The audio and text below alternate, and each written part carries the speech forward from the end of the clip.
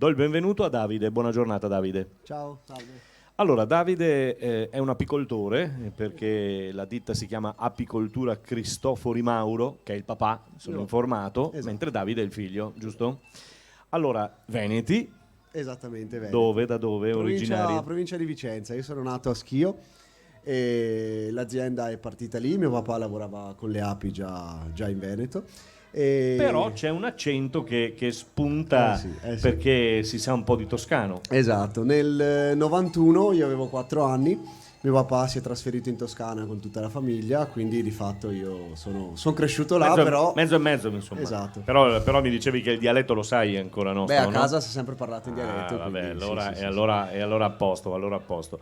Allora, Davide con la sua apicoltura Cristofori è qui vicino a noi, al nostro stand, qui alle Case Marianne, che sono questo bel gruppo di case rinnovato, rielaborato, rifatto in questi anni con una bellissima ripresa e voi vi trovate bene, immagino, in questo Io sito. mi trovo molto bene. Sì. È la prima volta, la seconda volta, la nona, la decima con te? Io ho iniziato a venire a Cison nel 2008. 2008, quindi insomma sono 11 anni. Tanti anni. Sì. Beh, insomma, questa è un po' la caratteristica degli artigiani che sono presenti qua, insomma, la fedeltà a Cison di Valmarino. Prima parlavamo con una signora di un'altra ditta che addirittura si è fatta gli amici, insomma, quindi anche voi, immagino? Sì, beh, comunque il pubblico che affolla Cisone è un pubblico interessato e che si va a creare proprio un rapporto di amicizia, perché appunto hai anche un confronto su quelle che sono le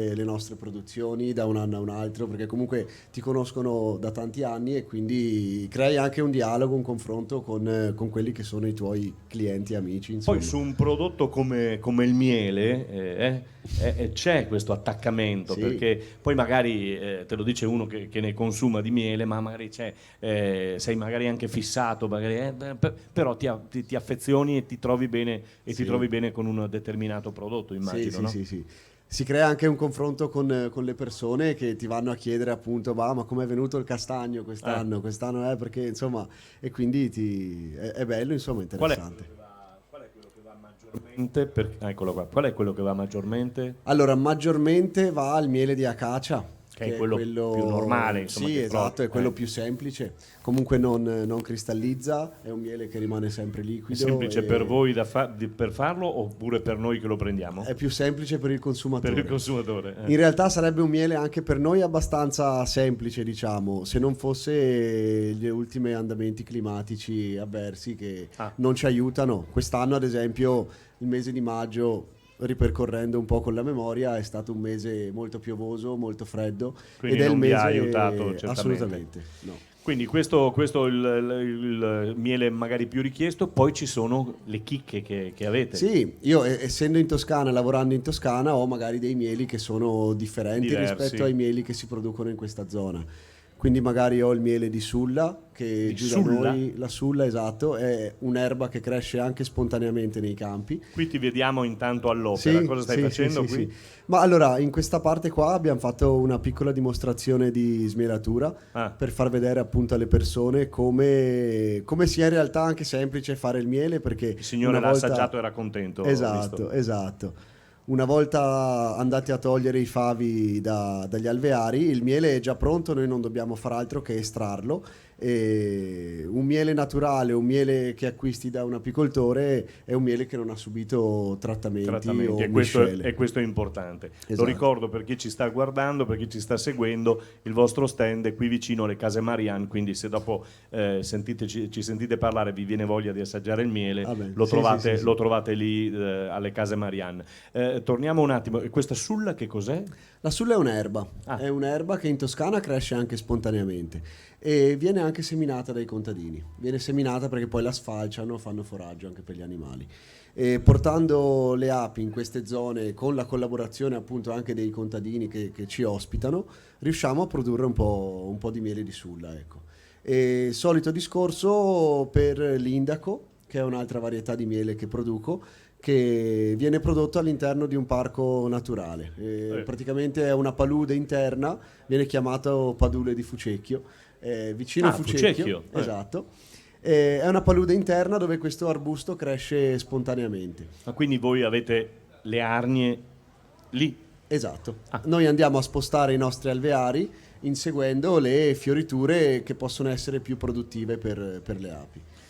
Bene, quindi questo tipo, e poi c'è tutta un'altra una sequenza infinita, insomma, di vari mieli. Poi tra l'altro propoli, papareale, che abbiamo cominciato finalmente a scoprire, a conoscere, ad amare, perché ci è voluto un po' di tempo, però finalmente ci diamo dentro con questo, no? Più che altro si sta riscoprendo un po' il prodotto italiano, ecco, quindi anche il discorso papareale, il mercato era invaso da produzioni estere che comunque arrivavano a costi bassissimi, e la papareale costa un attimino di più, quella italiana, però è differente. Comunque, scusateci, se ha un prezzo elevato è perché comunque dietro c'è tantissimo lavoro.